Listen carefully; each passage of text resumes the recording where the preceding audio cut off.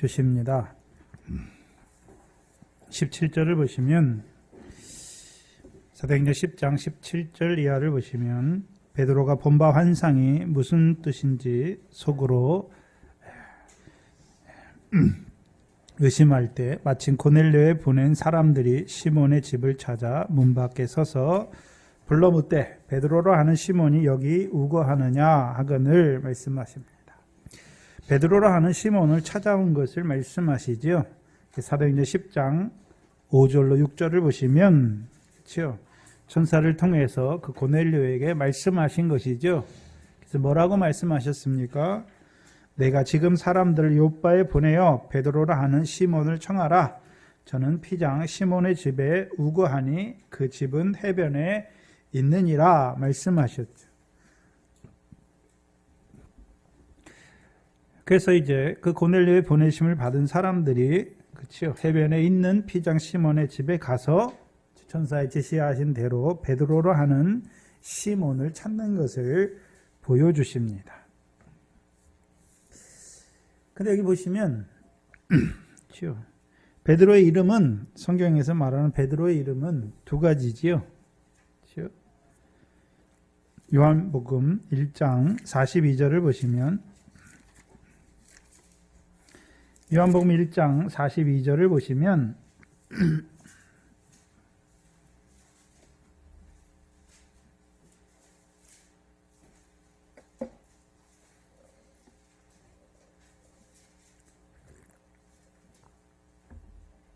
요한복음 1장 42절에 안드레를 통해서 그 형제 베드로를 예수께 데려오는 것을 보여주시는데 42절에 데리고 예수께 오니 예수께서 보시고 가라사대 내가 요한의 아들 시몬이니 장차 게바라 하리라 하시니라. 게바는 번역하면 베드로라 말씀하시죠.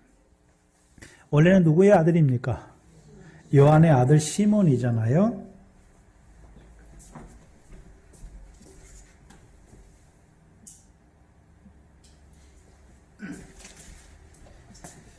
원래는 요한의 아들 시몬인데 예수님께서 부르셨죠. 뭐가 되게 하시려고요? 장차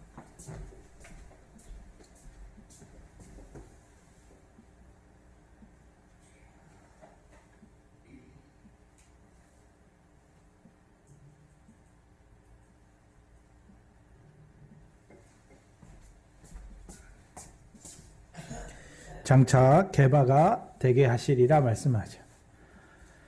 그럼 요한의 아들 시몬을 부르시는 이유가 무엇입니까? 그를 제자로 부르신 이유가 무엇입니까? 게바가 되게 하시기 위해서. 한마디로요, 베드로로 살아가게 하시기 위해서 부르신 것이죠. 그래서 마태복음 16장을 보시면 마태복음 16장에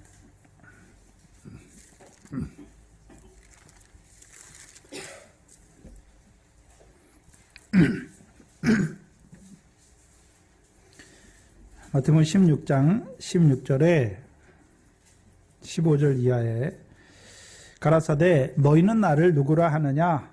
시몬 베드로가 대답하여 가로되 주는 그리스도시요 살아계신 하나님의 아들이시니이다.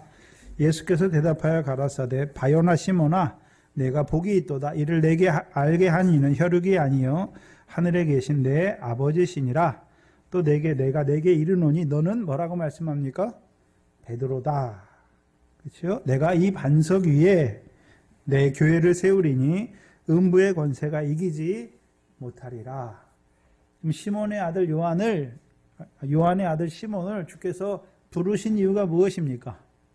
게바, 곧 베드로로 살아가게 하기 위해서. 그럼 베드로라는 것은 단지 이름이 베드로란 말입니까? 반석, 주는 그리스도시요 하나님의 아들이심을 고백하는 자로 세우실 뿐만 아니라 그를 통해서 주가 그리스도시요 살아계신 하나님의 아들임을 증거하게 하셔서 그 반석 위에 음부의 권세가 해하지 못하는 주님의 교회를 세우시기 위해서 부르신 거예요. 그렇죠?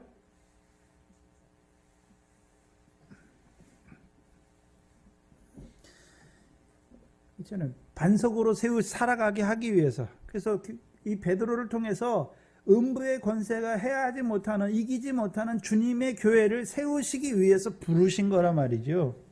그게 개바의 뜻이에요. 근데 문제는 무엇입니까? 오늘 본문에 보시면 베드로라 하는 시몬을 찾잖아요. 그렇죠? 그냥 베드로를 찾는 것이 아니라 베드로라 하는 시몬을 찾으라 말씀하시는 거예요. 그래서 천사를 통해서도 고넬료에게 말씀할 때 베드로를 찾으라 말합니까? 베드로라 하는 시몬을 찾으라 말씀하십니까? 왜 주께서는 베드로라는 이름을 주셨는데 왜 베드로라 하는 시몬이라고 말하게 하시는 것입니까? 베드로예요. 지금 베드로긴 베드로인데 여전히 요한의 아들 시몬으로 살아가고 있는 그 부분이 있는 것을 말씀하는 거예요. 그렇죠? 베드로잖아요. 그러니까 베드로를 통해서 하나님께서 지금 교회를 세워 가시잖아요. 그렇죠? 베드로와 사도들을 통해서 온 예루살렘과 유대와 갈릴리와 사마리아까지 교회를 세우셨죠. 교회를 세웠어요. 그런데 문제는 무엇입니까? 베드로이면서도 요한의 아들 시몬으로 살아가고 있는 것을 보여주신단 말이죠. 한마디로 뭘 통해 보여주셨습니까? 아직도 뭘 지키고 있습니까? 유대인의 율법의 규례를 지키고 있잖아요. 그래서 하나님이 깨끗하게 하신 것을 율법의 규례 아래서 속되고 부정한 것으로 생각하여 먹지 않고 있는 것이죠. 한마디로 말하면 아직도 표면적 유대인으로 율법의 규례를 쫓아 따라 살아가고 있는 베드로의 모습을 보여주시는 거예요. 음식에 대한 정결 예식을 따라 살고 있잖아요. 그러니까 이방인을 더럽게 여겨서 이방인에게 복음을 전해서 그들도 아브라함과 함께 복을 받을 자로 세워야 하는데도 불구하고 그 일을 이루어가지 못하고 있는 자라는 것을 보여주시죠. 한마디로 표면적 유대인으로 그렇죠? 육체를 따라 판단하는 자가 된 것을 보여주시는 거예요. 그래서 베드로라 하는 시몬을 찾게 하시는 거예요. 그리고 하나님께서 그렇죠? 이 환상을 통해서 베드로라 하는 시몬을 이제 온전한 베드로가 되게 하시는 것이죠. 이제 이방인에게도 살아나는 업으로 보내시는 그렇죠. 그래서 그를 통해서 이방인에게도 이제 교회가 이방인들 지역에도 하나님의 교회가 세워지는 것을 보여주시는 것이죠. 그래서 하나님께서 그 아들을 이 땅에 보내신 이유가 무엇입니까? 교회를 세우기 위함이죠. 교회. 그렇죠? 근데 교회는 네 가지 교회가 있어요. 네 가지 교회가 아니라 세 가지 교회인데 광야교회. 곧 바다의 권세에 해안받는, 이기지 못하는, 그렇죠? 첫 번째는 바다의 권세가 이기지 못하는 교회가 있고, 그래서 그 교회를 세우시기 위해서 주께서 제자들을 사람 나눈 업으로 부르신 거예요. 그래서 계시록 20장 11절에 바다가 그 가운데 죽은 자를 내어주고 마지막 심판 때에 사망이 그 가운데 죽은 자를 내어주고 음부도 그 가운데 죽은 자를 내어주죠. 그러면 베드로 제자들을 먼저 사도들을 세우신 이유가 무엇입니까? 바다의 권세가 이기지 못하는 하나님의 교회를 세우시기 위해서, 더 나아가서는요 사망의 권세가 이기지 못하는 하나님의 교회, 더 나아가서는요 음부의 권세가 이기지 못하는 하나님의 교회를 세우시기 위함이잖아요. 그럼 베드로를 사람 나눈 업으로 보내시는 것은 이제 바다의 권세가 이기지 못하는 교회를 세우시기 위함이고, 마태복음 13장을 통해서 그 베드로와 제자들에게 비유의 모든 말씀을 깨닫게 하시잖아요. 왜요? 하나님 나라의 제자된 서기관으로 세우셔서 이제 그 말씀을 하나님의 백성들에게 증거해서 하나님의 백성들도 사망의 권세가 이기지 못하는 하나님의 교회를 세우시는 것이고, 이제는 드디어는 주는 그리스도시요 살아계신 하나님의 아들을 고백하는 반석으로 세우시는 이유가 무엇입니까? 음부의 권세가 이기지 못하는 주님의 교회를 세우시기 위함이죠. 그래서 지금 마태복음 10장은 사도행전 10장은 이방인에게 그렇죠, 사람 나눈 업으로 보내시는 거예요. 왜요? 바다의 권세에 죽은 자로 살아가는, 이기지 못하는 자로 살아가고 있는 그 이방인, 특별히 고넬료를 이제 바다의 권세가 해하지 못하는, 이기지 못하는 하나님의 교회, 백성으로 세우시기 위해서 보내시는 것이. 그게 베드로를 통해서 보여주신 환상이에요. 19절에 보시면 베드로가 환상에 대하여 생각할 때에, 우리말에는 그냥 생각하다는 단어인데 원어에서는 단순하게 그냥 생각하는 것이 아니라 깊게, 아주 깊게 생각하고 있는 것을 말씀하시는 거예요. 뭘 생각하고 있겠습니까? 그 환상을 자기에게 보여주신 하나님의 뜻이 무엇인지를, 그 뜻을 찾기 위해서 깊게 묵상하고 있는 것을 보여주시는 것이죠.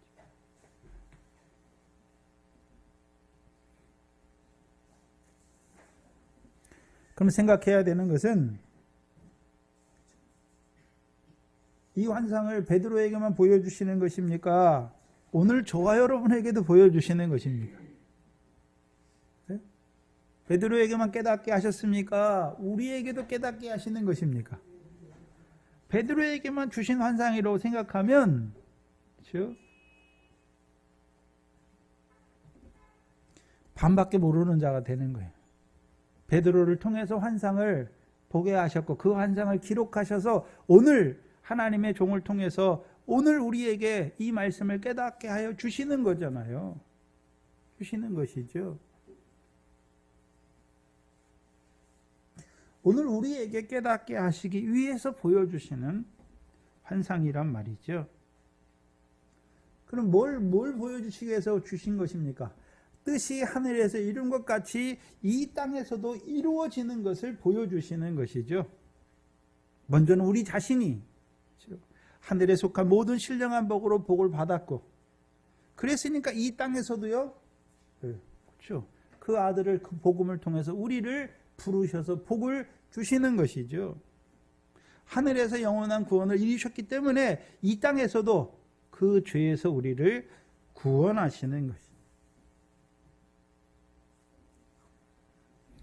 그래서 저와 여러분이 이제 이 환상을 통해서 하늘에서 이루신 것처럼 땅에서도 이루어 가시는 그 하나님의 뜻을 아는 자로 세워서, 밝히 보니까 육체를 따라 판단하지 않는 자가 되게 하시는 거예요.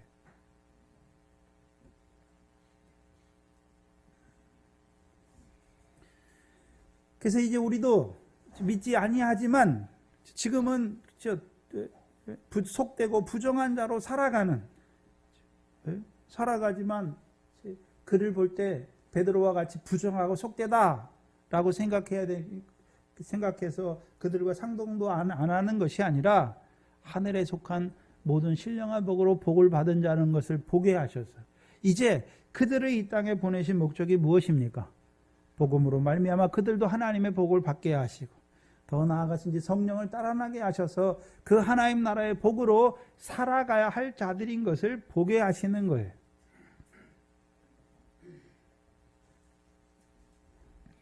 문제는요, 그들이 문제가 아니라 우리가 문제죠. 베드로라 하는 시몬과 같이 사람의 아들로 육체를 따라 우리가 살아갈 때가 많다는 것이죠. 판단할 때가 많은 것이죠.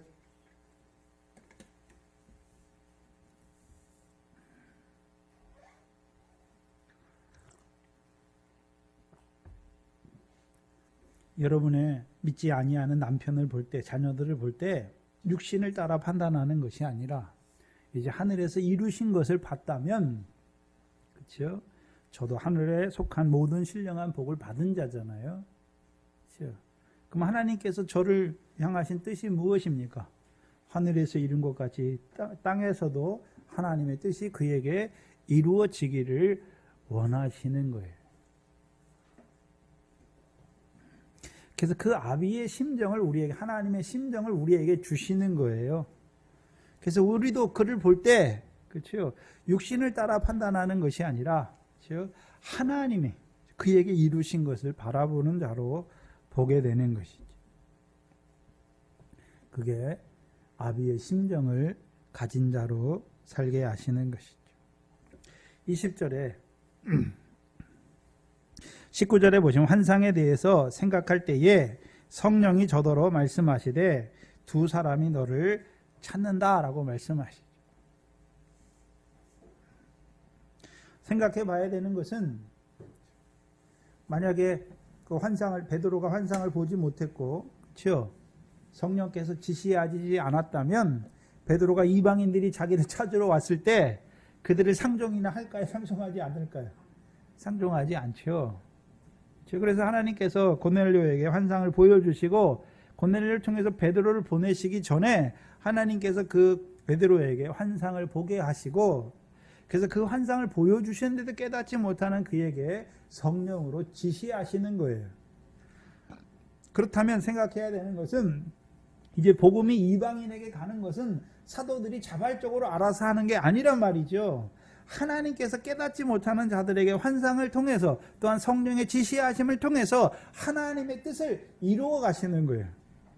이방인을 그렇죠, 복음으로 말미암아 아브라함과 함께 복을 받는 자로 세워 가시는 그 하나님의 말씀을 누가 이루어 가십니까? 하나님께서 이루어 가시는 거예요. 그래서 우리가 착각하면 안 돼요. 하나님의 말씀을 받은 우리가 하나님의 뜻을 이루어 가는 것이 아니에요. 하나님의 뜻은 누가 이루어 가십니까? 하나님이 이루어 가시는 거예요. 20절에 의심치 일어나 내려가라. 의심치 말고 함께 가라. 내가 저희를 보내었다 말씀하시죠. 그래서 20절에 나오는 의심은, 앞에 나오는 의심은 17절에 나온 의심은 몹시 당황하는 것을 말하는 것이고, 여기 나오는 의심은 헬라어로 의심하다는 뜻도 있지만 판단하다, 구별하다는 거예요. 그래서 구별하지 말고, 판단하지 말고, 이방인이라고 판단하지 말고, 그렇죠? 내가 저희를 보내었으니까 함께 가라 말씀하시는 것이죠. 그래서 이제 성령의 지시하심을 받으니까 28절이죠. 10장 28절에 이제 가는 거예요. 이르되 유대인으로서 이방인과, 고넬료의 집에 가서 뭐라고 말하냐면, 이 유대인으로서 이방인과 교제하는 것과 가까이 하는 것이 위법인 줄 너희도 알거니와 하나님께서 내게 지시하사, 그렇죠? 아무도 속되다 하거나 깨끗이 않다 하지 말라 하시기로, 그렇죠? 부름을 사양치 않고 아니하고 왔다라고 말씀하시는 것이, 말하는 것이죠. 만약에 성령의 지시하심이 없었으면 환상을 깨달았지만 이 사람들이 부를 때 부름에 응했겠습니까? 가지 않는 것입니까? 가지 않아요. 가지 않는 거예요. 그래서 복음이 전파되게 하는 것은 하나님이 이루어 가시는 역사예요. 그래서 사도행전 1장 8절 말씀, 성령이 임하고 너희가 권능을 입으면 너희가 예루살렘과 유대와 사마리아 땅끝까지 이르러 내 증인이 되라 말씀하십니까? 되리라 말씀하십니까? 되리라 하시는 거, 되리라. 하나님이 되게 하시는 거예요. 그래서 하나님의 뜻은 무슨 사람의 협조나 사람의 뭐가 있어서 이루어지는 게 아니에요. 하나님이 이루어 가시는 거예요. 주권적으로 이루어 가시는 거예요.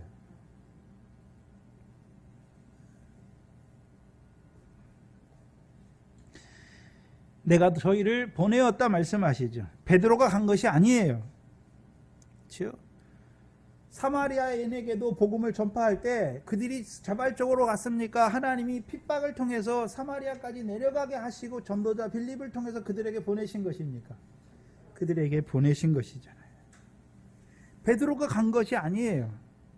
하나님께서 아브라함에게 하신, 모든 이방인 너를 인하여 복을 얻으리라 하신 말씀을 이루시기 위해서 이제 그 복음의 증인을 환상을 통해서 성령의 지시하심을 통해서 이방인에게 보내시는 거예요. 절대 자발적으로 그들이 행하는 게 아니란 말이죠. 그래서 복음으로 부르실 때에도, 저와 여러분을 부르실 때에도 우리가 먼저 가서 믿은 게 아니에요. 하나님이 우리를 부르시는 거예요. 그러니까 부르신 우리를 의롭다 하시는 것이고, 의롭다 하신 우리를 영화롭게 하시는 역사예요. 성경은 하나님이 이루어 가시는 역사지 사람에 의해서 이루어가는 역사가 아니에요. 구원의 역사는 하나님이 하나님의 이름을 인하여 이루어 가시는 역사예요. 사람의 무엇을 원하지 않아요. 사람에게 요구하는 건 뭐냐 하면 하나님의 말씀을 주셨을 때, 그렇죠? 악한 마음으로 순종치 않는 것이 아니라 그 말씀을 따르는 거예요. 믿음으로 반응하는 거예요.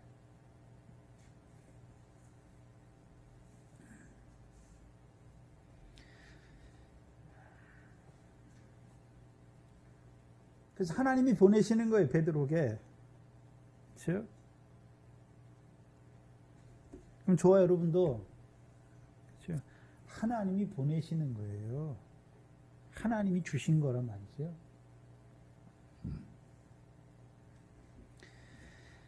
그럼 이방인을 왜 베드로에게 보내셨을까요? 사도행전 11장 1절과 11장 18절이죠. 사도행전 11장 1절이죠. 유대에 있는 사도들과 형제들이 이방인들도 뭐를 받는 자로 세우시기 위해서요? 하나님의 말씀을 받은 자들로 세우시기 위해서. 그것을 사도행전 11장 18절에서는요. 저희가 이 말을 듣고 잠잠하여 하나님께 영광을 돌려 가로되, 그러면 하나님께서 이방인에게도 뭘 주셨습니까? 생명 얻는 회개를 주셨도다. 그럼 저희에게 고넬료 사람들을 통해서 베드로에게, 이방인들을 베드로에게 보내신 이유가 무엇입니까? 이방인에게도 생명 얻는 회개를 하나님이 주신 것을 알게 하시는 거죠. 그래서 그 하나님의 뜻을 이루어 가시는 거예요.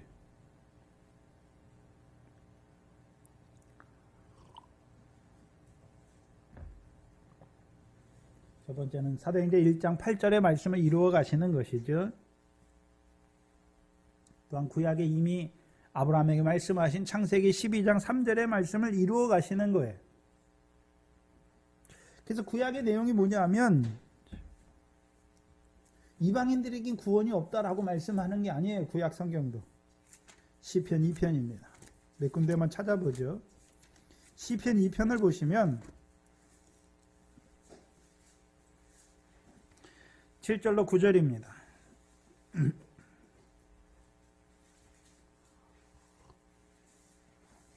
7절 8절입니다. 내가 영을 전하노라.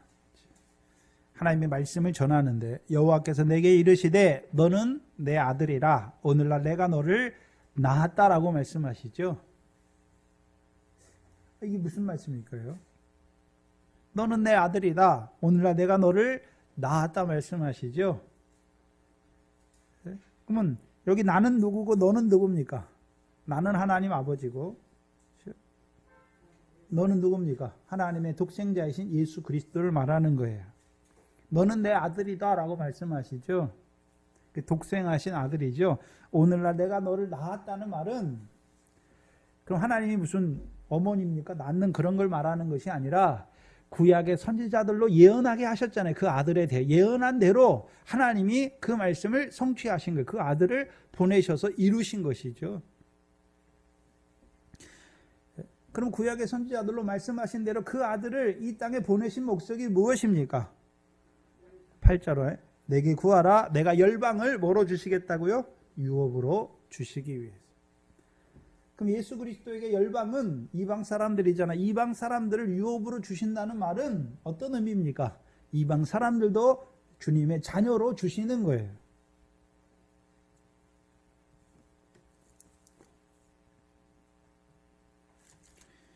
히브리서 2장이죠.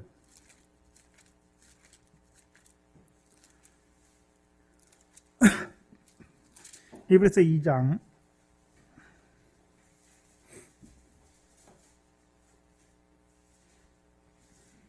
11절로 13절이죠.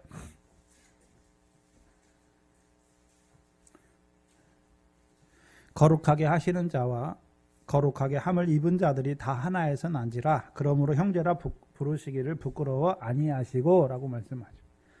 그럼 거룩하게 하시는 자는 하나님의 아들 예수 그리스도고, 그렇죠? 우리는 무엇입니까? 거룩하게 하시는 자로 말미암아 거룩하게 함을 입은 자가 되는 것이죠.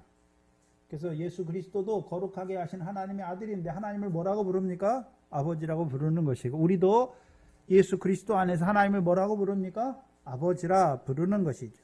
12절에 이르시되 내가 주의 이름을 내 형제들에게 선포하고 내가 주를 교회 중에 찬송하리라 하셨으며 또 다시 내가 그를 의지하리라 하시고 또 다시 볼지어다 나와 및 하나님께서 내게 주신 뭐라고 말씀합니까? 자녀다라고 말하는 거예요. 그래서 이방인들을 이제 주의 자녀로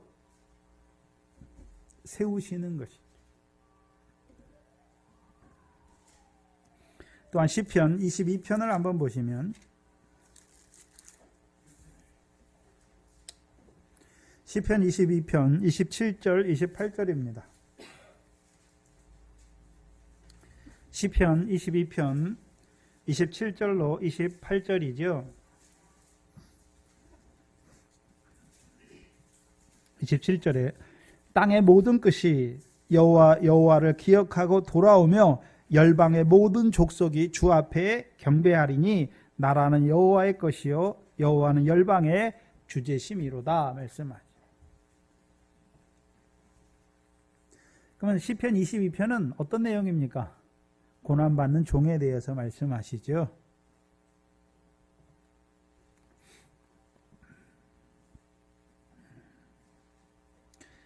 그래서 22편 1절에 내 하나님이여 어찌하여 나를 버리셨나이까? 이 말씀이 예수님이 십자가에서 이루어지잖아요. 그럼 예수님을 하나님께서 십자가에서 버리신 이유가 무엇입니까? 네? 십자가에서 고난받게 죽게 하신 이유가 무엇입니까? 고난받고 죽게 하신 이유가 무엇입니까? 그를 화목제물로 삼아서 유대인뿐만 아니라 이방인들도 하나님의 백성으로 죄에서 구원받은 하나님의 백성으로 부르시기 위함이에요.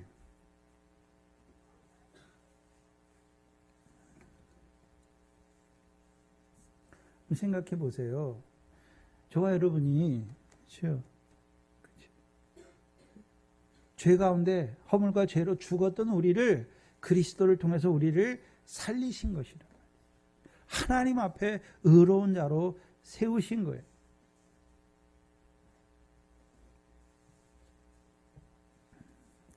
그러니까 이사야서 2장을 한번 보시면 2장 2절 이하에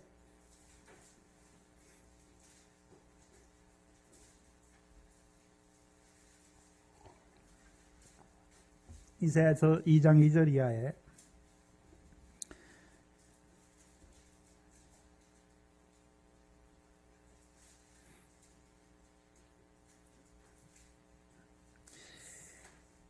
말일에 여호와의 전의 산이 산들의 모든 산 꼭대기에 굳게 설 것이요 모든 작은 산 위에 뛰어나리니 만방이 그리로 몰려갈 것이라.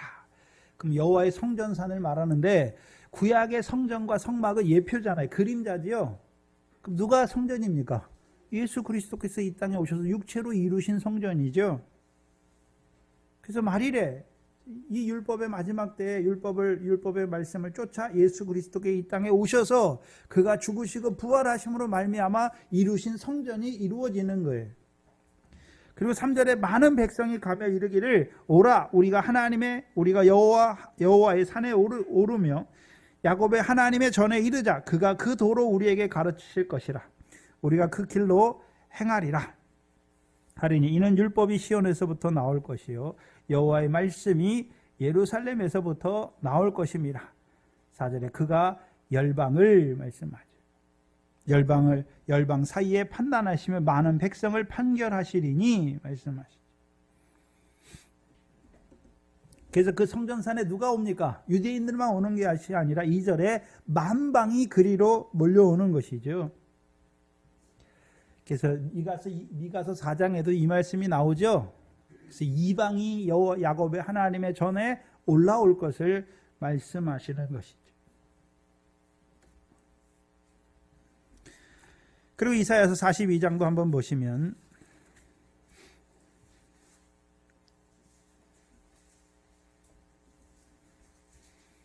(42장) 1절과 6절이죠. 이사야서 42장 1절 이하에 보시면 내가 붙드는 나의 종 내 마음에 기뻐하는 나의 택한 사람을 보라 내가 나의 신을 그에게 주었은지 그가 이방에 뭐를 베푸십니까? 공의를 베풀리라 말씀하시죠. 6절에 보시면 나 여호와가 의로 너를 불렀은지, 여기 너는 누굽니까? 하나님의 택하신 종이신 예수 그리스도를 말하죠. 너를 불렀은즉 내가 내 손을 잡아 너를 보호하며 너를 세워 백성의 언약과 이방에 뭐가 되게 하시겠다라고 말씀합니까? 빛이 되게 하시리라 말씀하는 거예요. 이 외에도 이미 하나님께서 이제, 그렇죠, 구약에 예언하신 대로 하나님의 아들, 하나님의 택하신 종이 이 땅에 오시면 그때부터는 이제 누구도 부르실 것을, 하나님의 백성으로 부르실 것을 이미 성경에 약속하셨습니까? 이방인들도 하나님이 부르실 것을 성경에 약속하신 것이죠. 그래서 이제 그것을 고넬료를 통해서 그 시작의 테이프를 끊으시는 거예요. 이방인들을 이제 고넬료를 이방인의 대표자로 세우시고 그 이방인 중에 처음 그 고넬료를 하나님께서 이 복음으로, 복음의 빛으로 부르시는 것이죠. 근데 유대인의 문제는 무엇입니까? 자기들만, 그렇죠? 율법을 받은 선민인 자기들만 구원이 있다라고 하는 것이죠. 근데 육적 유대인, 그렇죠, 율법의 행함을 의지하는 유대인의 문제는, 그렇죠, 율법의 행함으로 우리가 구원을 받는다라고 말하는 것이죠. 근데 베드로나 사도들이 말하는 복음은 무엇입니까? 율법으로는 죄를 깨닫고 그 죄를 위해서 하나님의 어린 양이신 우리의 대속제물이 오셔서 고난을 받으셨다라고 말하는 것이죠. 근데 그 베드로조차도 구약을 읽었던, 구약의 말씀을 읽었을 거 아닙니까? 그 베드로조차도 구약 성경에서 이방을 하나님이 부르실 것을 깨닫지 못하는 것이죠. 왜요? 수건이 그 마음을 가리고 있단 말이죠. 이제 그 수건을 벗겨주시는 거예요. 21절에, 오늘 본문 21절에 베드로가 내려가 그 사람들을 보고 가로되 내가 곧 너희의 찾는 사람이니 너희가 무슨 일로 왔느냐 말하죠. 그럼 베드로가 내려가서 그 사람들을 봤죠. 그렇죠? 그 사람들은 어떤 사람입니까? 이방인이에요. 이방인이란 게 표시가 나와요. 이방인이란 말이죠. 근데 만약에 전에 같았으면 이방인들하고 교제합니까? 교제 자체를 안 할 것입니까? 안 하잖아요. 근데 그 사람들을 보고 말하는 거예요. 근데 이상한 것은 사도행전 9장 15절을 보시면 사울을 하나님이 부르시는 것을 보여주시는데, 그래서 원래 하나님께서 주의 이름을 이방에게 전하기 위해서 택하신, 그릇으로 택하신 자는 누구였습니까? 네?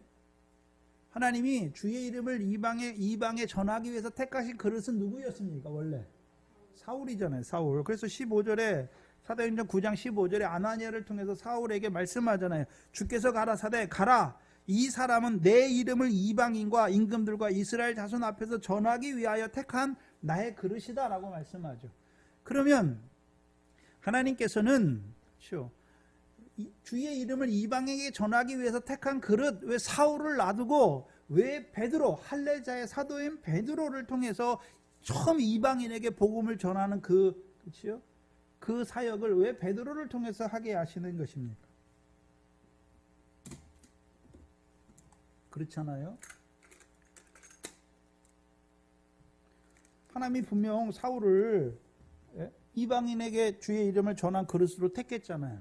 근데 왜 실제로 복음을 이방인에게 처음 전하는 사람은, 그렇죠, 이방인의 사도로 택하신 이방인의 사도로 택한 그릇이 아니라 할례자의 사도로 택한 이 베드로를 통해서 이루어 가시냐 하는 것이죠. 첫 번째는 사울, 하나님이 자기를 부르신 걸 알잖아요. 주의 이름을 전하기 위해 부르신 걸 아는데 밝히 보지 못하는 거예요. 자기를 이방인의 사도로 세우신 걸 밝히 보지 못하지요. 그래서 우리가 전에, 그렇죠, 사도행전을 하면서 사울이 이제 부르심 받고 아라비아로 3년 갔다가 복음의 계시를 받고 예루살렘에 올라갔죠. 왜 올라갔습니까? 복음을 믿는 자들을 핍박하던 자기가 올라가서 유대인들에게 복음을 전한 더 잘 믿을 줄 알았잖아요. 그것 때문에 올라갔잖아요. 근데 오히려 어떻게 합니까? 그들이 사울을 죽이려고 하잖아요. 사울이 의도하는 바처럼 흘러가지 않아요. 근데 하나님께서 왜 그 사울을 예루살렘에 올라가게 하신 것입니까? 그 핍박하던 자가 변화된 것을 통해서, 그렇죠? 예루살렘과 유대와 갈릴리아 온 교회가 평화하게 화평을 얻는, 그렇죠? 평화를 주시기 위해서, 평안을 주시기 위해서 올라가게 하신 것이죠. 그럼 아직 사울이 자기를 이방인의 사도로 세우신 것을, 그 뜻을 온전히 깨닫지 못하는 자란 말이죠. 두 번째가 이제 베드로를 통해서, 할례자의 사도는 베드로를 통해서 이방인에게 복음을 전하게 하신 그 하나님의 뜻이 나타나는데, 왜 베드로를 통해서 하시는 것입니까? 유대인에게 전하는 복음이나 이방인에게 전하는 복음이 동일한 거예요.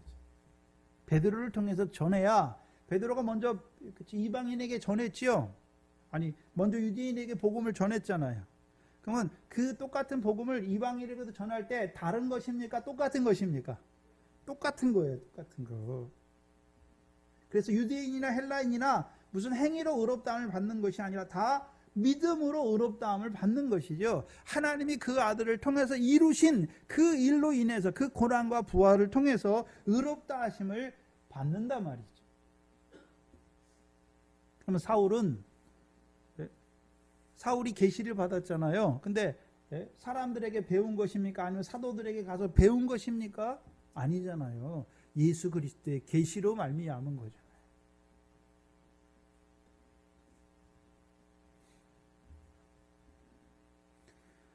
그럼 사도 바울이 사울이잖아요. 근데 처음에는 이 사울이 자기가 사도로 세우심 받은 줄도 몰라요. 그리고 할례자 11 사도들도 이 사울을 사도로 인정하지 않아요. 그리고 이 사도 베드로를 통해서 먼저 이방의 복음을 전해서, 그렇죠? 이방인에게도 생명 얻는 도를, 그렇죠? 생명 얻는 회개를 주시고, 이제 이방인의 수가 많아질 때, 안디옥에서 이방인의 수가 많아질 때 이제 사도 바울을 하나님이 부르시는 거예요. 부르시고 그 안디옥의 교사로 세울 뿐만 아니라 그를 이제 보내시는 거예요. 본격적으로 이방인에게 복음을 전하기 위한 사도로 세우셔서 보내시는 것이죠.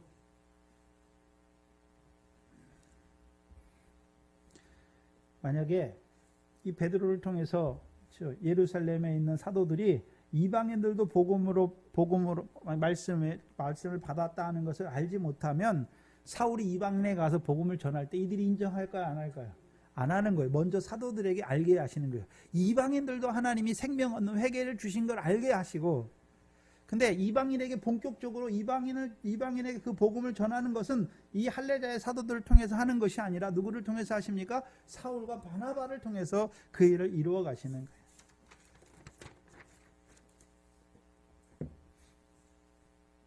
그래서 결국 우리가 오전에 교회동문 시간에 읽었던 에베소 2장 11절로 18절 말씀을 이루어 가시는 것이죠. 에베소서 2장 11절로 18절 말씀이죠.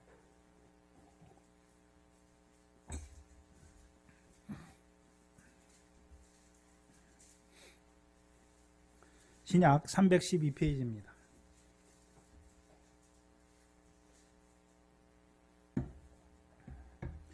11절 이하에 그러므로 생각하라. 에베소 교회는 이방인의 교회예요. 생각하라. 너희는 그때에 육체로는 이방인이요 손으로는 육체에 행한 할례당이라 칭하는 자들에게 무할례당이라 칭함을 받는 자들이었다라고 말씀하는 거예요. 그때는 언제입니까? 율법 시대죠. 율법 시대는 우리가 육체로는 이방인으로 살아갔죠. 그리고 2절에 그때에 너희는 그리스도 밖에 있었고 이스라엘 나라의 밖에 사람이라 언약의 약속들에 대하여는 외인이요 세상에서 소망이 없고 하나님도 없는 자로 사는 것이죠. 그렇게 우리가 살아왔어요. 그렇죠? 근데 13절에 이제는 누굽니까? 하나님이 그 아들을 보내시고 그 아들을 통해서 이루신 그 일을 복음의 증인을 세워서 전하게 하신 이제는 복음과 성령 시대가 된 이제는 전에 있던 멀리 있던 너희가 그리스도 예수 안에서 그리스도의 피로 가까워졌다. 누구하고 가까워졌습니까? 하나님과 가까워졌다. 곧 하나님의 백성이 되었다는 말이죠. 그리스도는 우리의 화평이신지라 둘로 하나를 만드사 중간에 막힌 담을 하셨다. 여기 둘은 유대인과 이방인의 담을 흐르신 거예요. 그래서 원수된 것, 곧 의문에 속한 계명의 율법을 자기의 육체로 폐하셨느니 이는 이 둘로 자기 안에서 그리스도 안에서 한 세 사람을 지어 화평하게 하시는 거예요. 여기서 화평은 유대인과 이방인들이 화평하게 하는 거예요. 그리스도 안에서. 또한 6절에 16절에 십자가로 이 둘을 한 몸으로 하나님과 화목하게 하려 하심이라. 원수된 것을 십자가로 소멸하셨다. 그래서 유대인이나 이방인이나 이제 믿음으로 말미암아 하나님과 화목된 자로 세우신 것이. 그리고 18절에 이는 그리스도로 말미암아 우리 둘이 유대인이나 이방인이나 한 성령 안에서 아버지께 나아가는 자들로 세우신 것이. 이제 성령 안에서 먼저는 화목제물인 그리스도를 통해서 유대인이나 이방인이나 다 그리스도 안에서 하나님 앞에 의로운 자로 세우는 거예요. 그래서 둘 다 이제 한 몸이 되게 하는 거예요. 이제 전에는 나뉘었어요. 할례자, 무할례자 이렇게 나뉘었단 말이지. 근데 이제는요, 할례와 무할례가 상관이 없는 거예요. 그렇죠? 믿음이 있느냐, 그렇죠? 그리스도로 말미암아 하나님과 화목했느냐, 화목하지 않느냐는 거죠. 그 전에는 유대인인지 유대인이 아닌지 그게 중요했어요. 하나님의 백성을 누구라고 봤습니까? 율법 시대에는 하나님의 율법이 있는 이들이 하나님의 백성이에요. 나머지는 하나님의 백성이 아니란 말이죠. 근데요, 이제는요, 율법의 그것 때문에 하나님의 백성, 할례가 있기 때문에 하나님의 백성이고 할례 없는 자들 하나님의 백성이 아닌 것이 아니라 이제는요, 그리스도의 십자가로 말미암아 다 누구든지 하나님 믿으면 하나님의 그리스도 안에서 하나님과 화목된 하나님의 백성이 된 것이죠. 됐단 말이죠. 이제 인종과 그런 거를 행위를 따라 분별하지 않는단 말이죠. 또한 이제 그들에게 성령을 선물로 주시는 이유가 무엇입니까? 함께 한 몸으로 하나님께 나아가게 하시죠. 그럼 하나님께 나아간다는 의미는 어떤 의미입니까? 하나님을 찾는 것이죠. 상 주시는 하나님을 찾는 자로 살아가게 하시는 것이죠.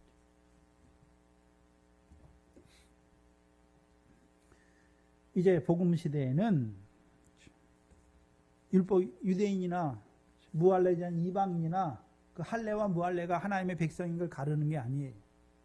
그렇죠? 복음으로 복을 받았는지 받지 못하였는지. 복을 받았으면요, 주에서 구원받는 것이고, 그 복이 없는 자는 여전히 어떻게 살아갑니까? 유대인이든지 이방인이든지요, 허물과 죄 가운데 죽은 자로 살아가는 자들이 된 것이죠.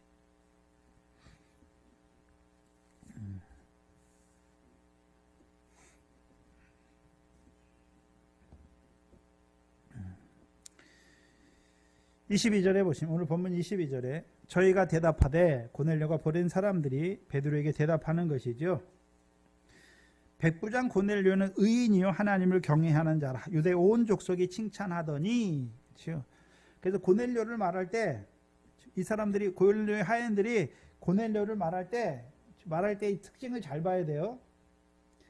고넬료는 돈이 많습니다. 고넬료는 성격이 좋아요. 고넬료는 잘생겼어요. 그런 게 없어요. 그렇죠?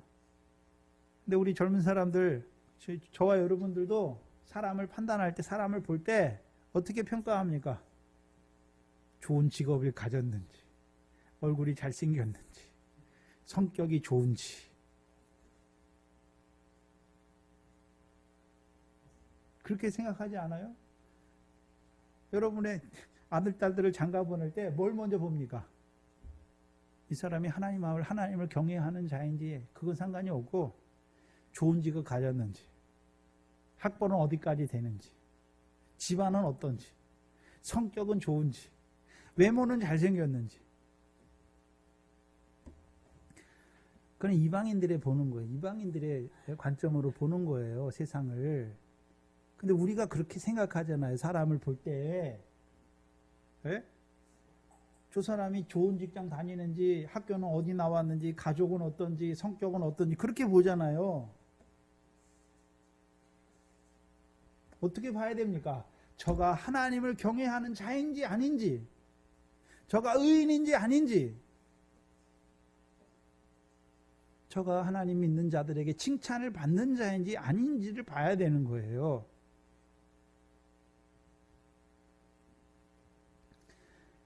그럼 고넬료를 의인이라고 할 때는 복음의 의인이 아니죠, 아직. 복음에 나타난 하나님의 의를 믿지 않았잖아요. 그러니까 베드로를 보내잖아요. 그래서 베드로를 통해서 복음의 말씀을 전해서 믿게 하는 의인이잖아요. 그러면 지금 고넬료를 의인이라고 할 때는 무슨 의입니까? 율법의 의인이란 소리예요, 율법에.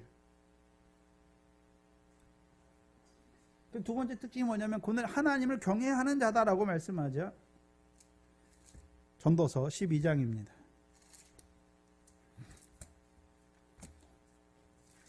전도서 12장 구약 958페이지입니다.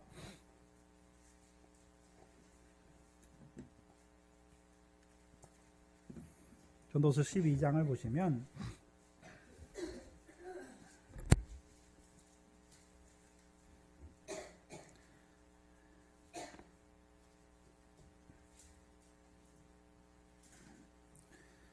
전도서 12장 13절로 14절입니다.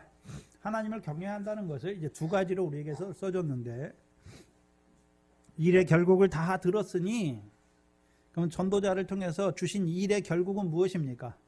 천하에서 이루어지는 일이 무엇인지를 너희가 다 들었다라는 거예요. 천하에서 이루어지는 일의 결국이 뭔지를 다 말했단 말이에요.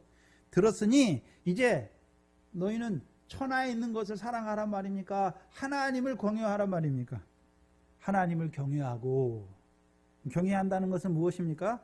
그 명령을 지키는 거예요. 그게 사람의 본분이에요. 그 명령을 지켜야 되는 이유가 무엇입니까? 14절이죠. 하나님은 모든 행위와 모든 은밀한 일을 선악간에 뭐 하십니까?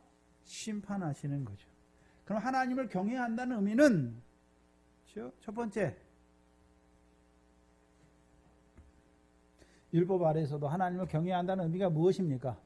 일의 결국을 다 들은 거예요. 그래서 그의 명령을 지키는 것이 생명인 거, 그것 하나밖에 없는 것을 아는 거예요. 또한 명령을 지킨 대로 하나님이 선악간에 모든 행위와 모든 은밀한 일을 선악간에 심판하는 것을 아는 자예요. 그럼 고넬료가 뭘 알고 있습니까? 고넬료는 뭐 하고 있나요? 하나님의 명령을 지키잖아요. 그래서 명령을 지키는 것을 사도행전 10장에 고넬료의 환상을 통해서, 천사의 말을 통해서 고넬료에게 증명하잖아요. 뭐 했습니까? 백성을 많이 구제하고 항상 하나님께 기도하는 자다라고 말씀하시죠. 그럼 그렇게 하는 이유가 무엇입니까? 하나님이 선악간에 심판하는 것을 알고 있는 것이죠.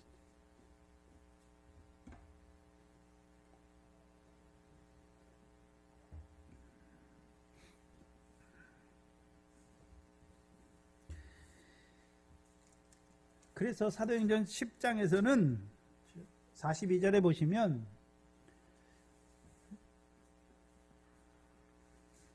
(42절에) 10장 42절에 베드로를 통해서 고넬료에게 예수가 십자가에 죽으시고 부활하셨다만 말하는 것이 아니라 42절에 우리를 명하사 백성에게 전도하되 하나님이 산자와 죽은 자의 재판장으로 정하신 이가 곧 이 사람인 것을 증거하는 거예요. 그러면 하나님이, 그렇죠, 구약에 이 사람이 율법 아래에 있을 때는, 고넬료가 율법 아래에서 하나님을 경외할 때는 하나님이 심판하는 건 알았죠. 근데 누구를 통해서 심판하시는지는 몰랐어요. 그렇죠? 근데 이제 베드로를 통해서 그가 우리를 죄에서 구원하실 뿐만 아니라 하나님이 그를 심판자로 세웠다, 재판장으로 세웠다라고 말씀하시죠. 그러면 뭘 재판하시는 것입니까? 산자와 죽은 자를 재판하시는 거예요. 그럼 베드로를 보내신 이유가 무엇입니까? 바다 가운데 죽은 자로 살아가는 그 고넬료를 바다 가운데 죽은 자로 심판을 받지 않게 하시기 위해서 그를 바다 가운데 죽은 자가 아니라 바다의 권세가 이기지 못하는 해하지 못하는 산자로 세우시기 위해서 보내신 것이죠.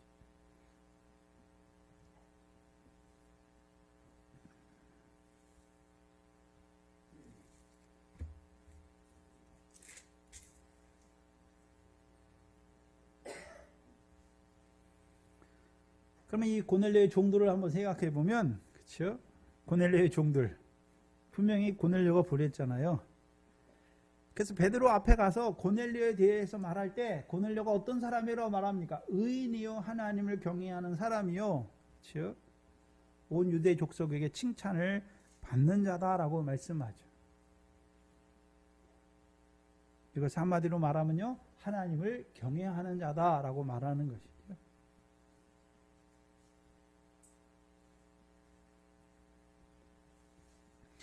그래서 10장 4절에는 그렇죠, 고넬료의 기도와 구제가 하나님 앞에 상달된 자인 것을 보여주시는 것이죠.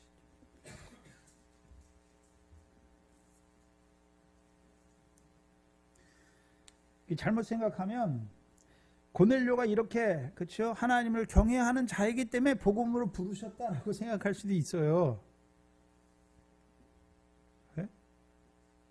고넬료가 이렇게 행했기 때문에 하나님이 이 행위를 보시고 고넬료를 복음으로 하나님의 복을 받는 자로 세우셨다라고 말할 수도 있어요. 근데 그것 때문에 성경은 그것을 말하는 게 아니에요. 그럼 칭찬을, 하나님을 경외하고 의로운 자가 하나님을 경외하고, 그렇죠, 유대 족속의 칭찬을 받잖아요. 근데 그에게 누가 나타났습니까? 천사가 지시했잖아요. 뭐 하라고요? 베드로를, 시몬이라 하는 베드로를 통해서 말을 들으라 말했잖아요. 말을 들으라. 말씀을 들으라 한 것이죠. 사도행전 11장 13절 14절이죠. 사도행전 11장 13절 14절에 그냥 말씀이 아니에요. 이제 베드로가 예루살렘에 올라가서 사도들에게 어떻게 된 일인지, 이방인이라고 왜 교제했는지를 말하는데 13절에 그가 우리에게 말하기를 천사가 내 집에 서서 말하되 내가 사람을 요바에 보내어 베드로라 하는 시몬을 청하라. 그가 너와 너의 온 집에 구원 얻을 말씀을 내게 이르리라 함을 보았다. 그냥 말씀입니까? 구원 얻는 말씀을 말하는 것입니까? 구원 얻는 말씀이잖아요. 그러면 고넬료는 기도할 때 뭐를 기도했을까요? 말씀을, 하나님의 말씀을 깨닫게 해주시기를 기도하는 것이죠. 그래서 줄인 자에게 만족해 하시는 거예요.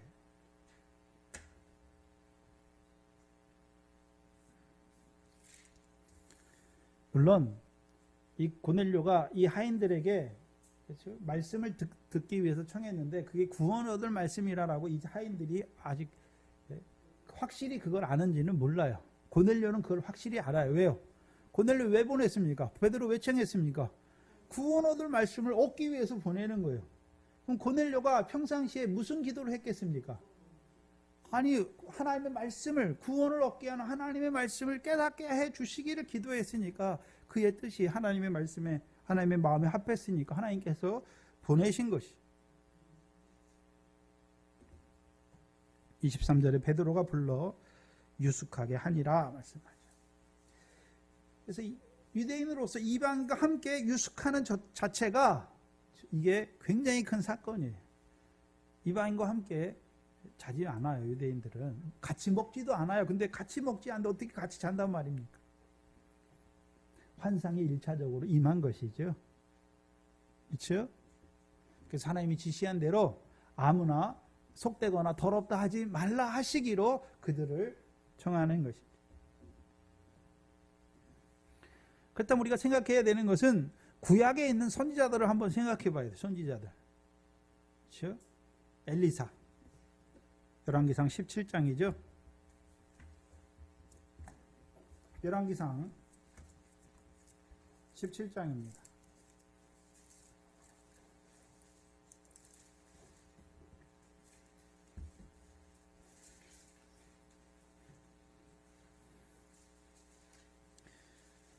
구약 454페이지입니다. 열왕기상 17장을 보시면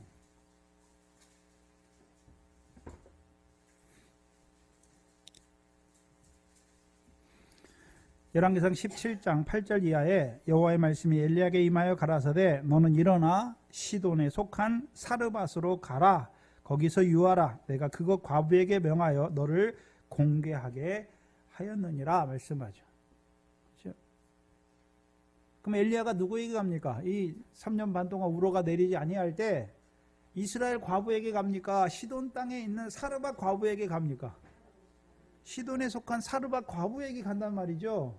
왜 과부는 이방인인데 이 엘리야 때는 율법 아래 있잖아요. 근데 왜 이방인인 사르밧 과부에게 하나님이 보내시는데 이 엘리야는 넙죽합니까?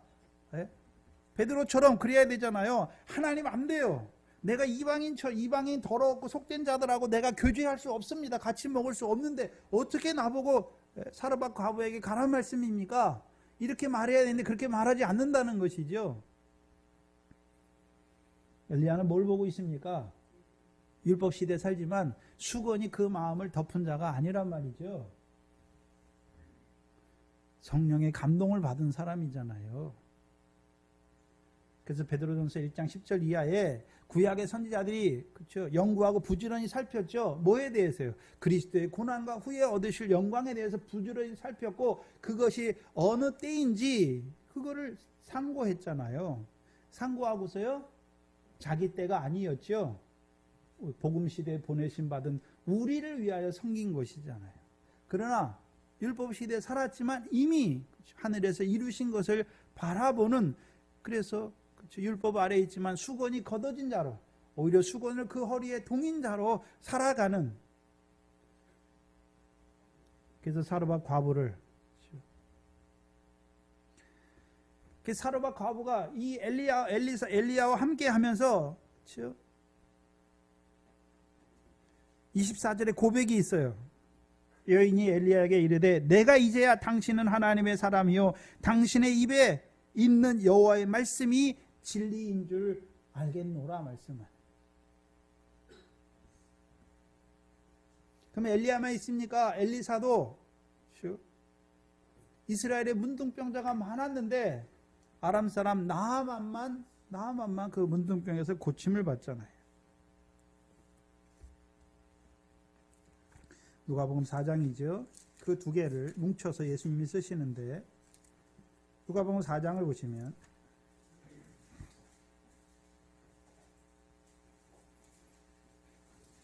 (25절로) 27절이죠. 누가복음 4장 25절로 27절입니다.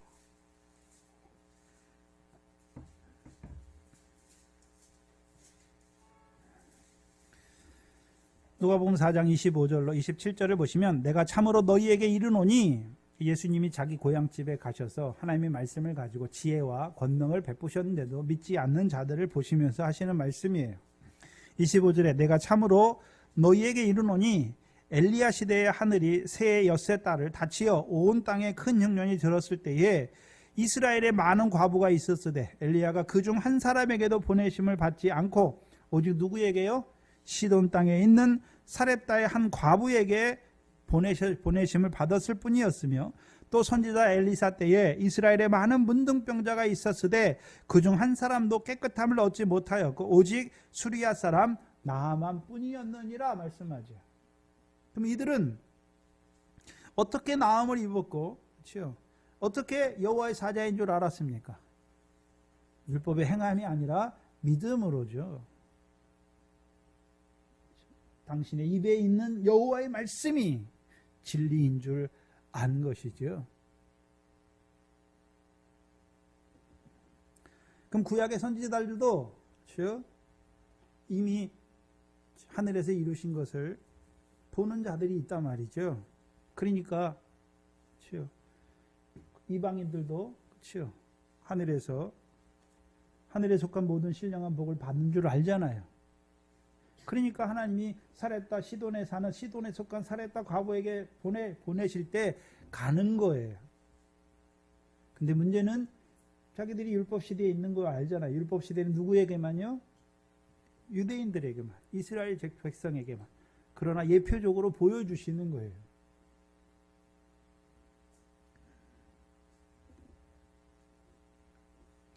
근데 반대의 선지자도 있지요. 요나지요. 요나는 니니웨 사람에게, 이방인이 니니웨 사람에게 보내신 바다야. 그렇죠? 근데 요나가 아는 것은 하나님은 자비하시고 은혜로우시고 노하기를 더디하신 하나님인 걸 알지요. 그렇죠? 근데 뭐를 싫어합니까? 이 느느웨 사람들이 하나님의 자비를 받는 걸 싫어하는 거예요. 은혜를 받는 걸 싫어해요. 그들이 그 죄 가운데 죽는 것을 봐야 속이 시원한 거예요. 하나님께서 그 요나서 마지막에요. 이 느느웨에는 좌우를 분별하지 못하는 사람이 12만 명이고 육축도 많이 있는데 내가 아끼는 것이 당연하지 어찌 합당치 아니하냐 말씀하죠.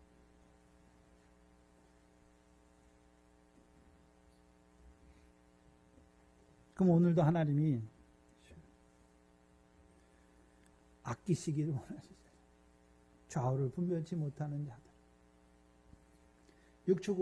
육축과 같은 자들로 살아가는 그들을 아끼시는 것이죠.